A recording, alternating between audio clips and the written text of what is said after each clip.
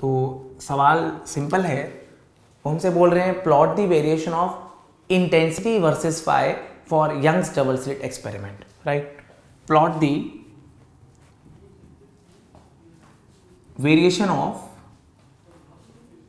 Intensity versus phi for Young's double slit experiment.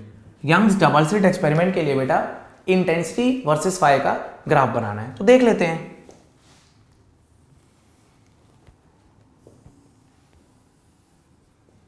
ये आप पहले से ही जानते हैं कि फाई इक्वल्स टू 2n पाई, जिसको हम बोल सकते हैं 0, 2 पाई, 4 पाई, 6 पाई एंड सो ऑन पे मैक्सिमा मिलता है ना। और हम सुपरपोजिशन में भी कर चुके हैं। और 2n + 1 पाई यानी 5 पाई, 3 पाई, 5 पाई, 7 पाई एंड सो ऑन पे हमें मिनिमा प्राप्त होता है, राइट बच्चों। तो देख लेते हैं अब हम।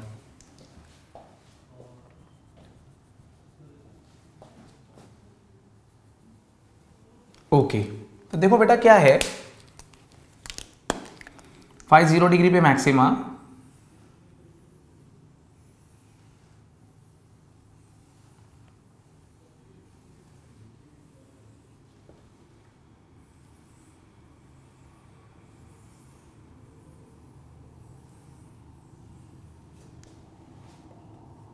पाई, 3 पाई, 5 पाई, माइनस पाई, -3 पाई, -5 पाई, ये आपका ग्राफ होता है। तो ऑब्वियसली बीच में 2 पाई, 4 पाई, 6 पाई आ रहा है, उस पर आपको मैक्सिमा मिल रहा है। 2 पाई, 4 पाई, 6 पाई पे बेटा मैक्सिमा है, राइट, बिल्कुल सही। यहाँ मैक्सिमम इंटेंसिटी जो होती है वो होती है 4i, और हमारी जो एवरेज आती है वो आती है बेटा 2i, ओके, एवरेज 2i, और मिनिमा आपको दिख ही गया है। तो ये हमारा इंटरफेरेंस पैटर्न होता है स्क्रीन पे, मैक्सिमा, मिनिमा, मैक्सिमा, मिनिमा, और सारे मैक्सिमा इक्वल इंटेंसिटी के होते हैं 4i के, और सारे मिनिमा टोटली डार्क होते हैं। तो एक इंपॉर्टेंट पॉइंट है हमारा, all maxima are of same intensity और all maxima are of same width, okay, right, बिल्कुल सही है।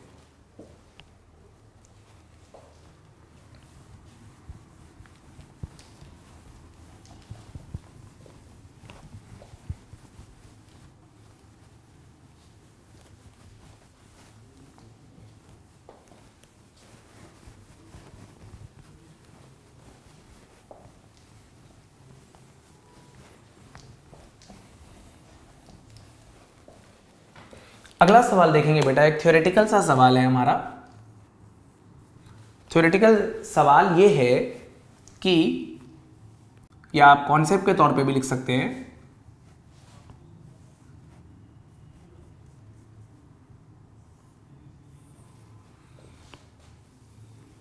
मैं ऐसा करता हूं, कुछ डिस्टेंसेस मार्क कर रहा हूं, हम इसको कैपिटल S मान लेते हैं, सोर्स स्लिट की विड्थ को स्मॉल s मान लेते हैं, दोनों स्लिट्स की बीच की दूरी को स्मॉल d मान लेते हैं, ओके, राइट। तो कुछ सवाल हैं हमारे, सवाल ये हैं, what will happen to interference pattern, what will happen to interference pattern if source slit is moved closer to double slit plane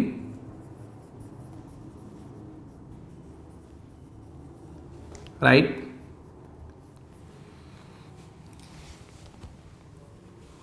width of source slit is increased, okay.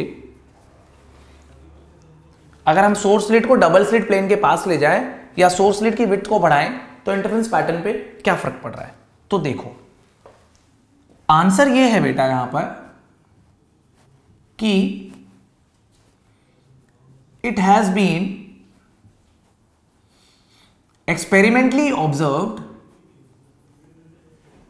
it has been experimentally observed that for interference pattern या for interference to take place to occur, कुछ भी लिख सकते हैं, small s divided by capital S should be less than equal to lambda by D.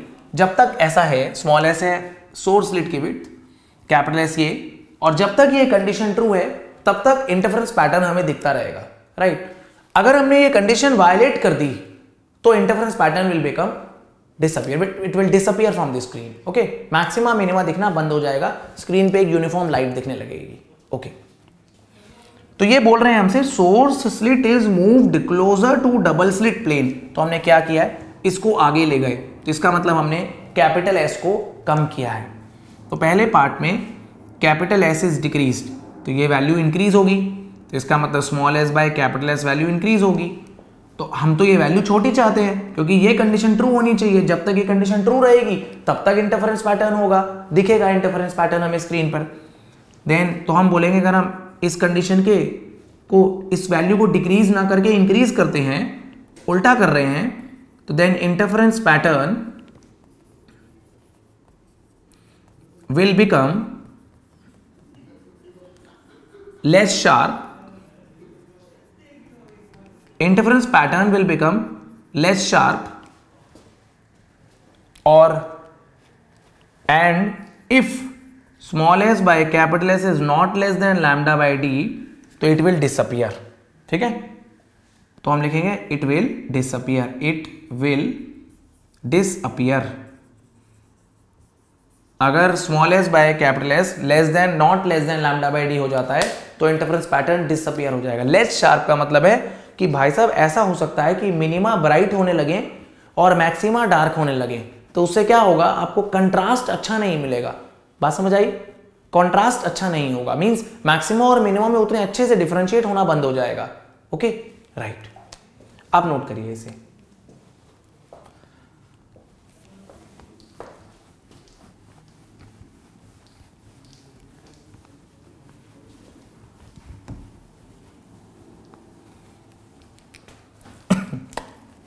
इसी का second part है width of source slit is increase. यहां भी वही हो गया, इंटरफेरेंस के लिए small S by capital S should be less than equal to lambda by D.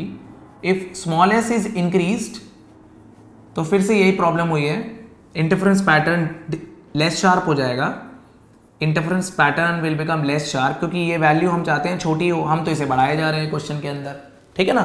तो इंटरफेरेंस पैटर्न, आप समझ रहे हो ना मैं क्या कह रहा हूं, मैं ये कह रहा हूं कि ये वैल्यू जब तक लैम्डा बाय डी से छोटी रहेगी तब तक इंटरफेरेंस पैटर्न दिखेगा स्क्रीन पे, जब ये वैल्यू नहीं रहेगी छोटी तब इंटरफेरेंस पैटर्न डिसअपियर हो जाएगा, okay. Interference pattern will become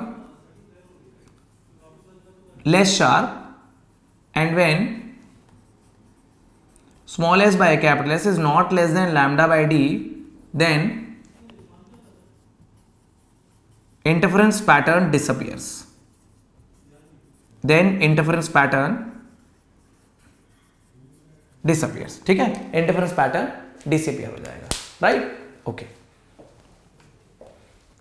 आप लिखिए बच्चों, नोट करिए, इसके बाद नेक्स्ट सवाल करेंगे हम।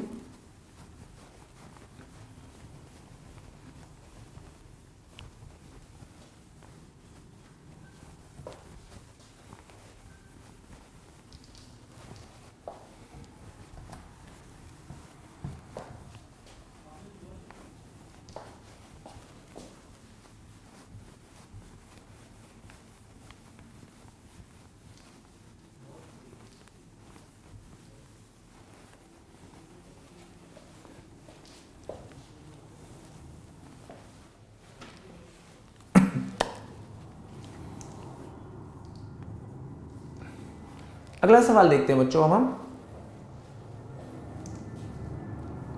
सवाल ये है कि दो स्लिट्स ना लेकर के हमने यहां पर दो लैंप्स रख लिए, लैंप 1 सोडियम लैंप 1 और सोडियम लैंप 2, ओके, लैंप 1 और दिस इज बेटा लैंप 2, ओके। और यहां से दो स्लिट्स बना दी, S1 और S2, और फिर से हमसे पूछा जा रहा है what will happen to the interference pattern, अगर हम क्या करते थे, एक ही सोर्स ऑफ लाइट से दो स्लिट से पास कराते थे उसी की रेज को और स्क्रीन पे ऑब्टेन करते थे। अभी हमने दो अलग अलग सोर्स ले लिए हैं, तो what will happen to interference pattern, what will happen to interference pattern if coherent sources are replaced by two independent sources of light, है ना। तो ऐसे में क्या होगा, अगर हमने कोहेरेंट सोर्सेज को दो इंडिपेंडेंट सोर्सेज ऑफ लाइट से रिप्लेस कर दिया, there will be no interference pattern मिलेगा ही नहीं, क्योंकि two independent sources of light can never be coherent, ये हम ऑलरेडी पढ़ चुके हैं, और कोहेरेंट सोर्सेज में ही इंटरफेरेंस होता है। ओके राइट, तो हम आंसर में लिखेंगे two independent sources of light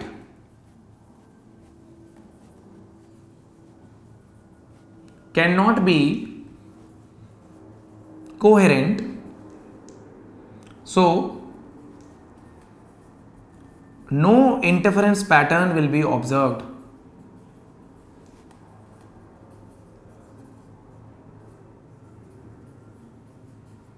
इसीलिए बच्चों किसी भी तरह का इंटरफेरेंस पैटर्न ऑब्जर्व नहीं होगा।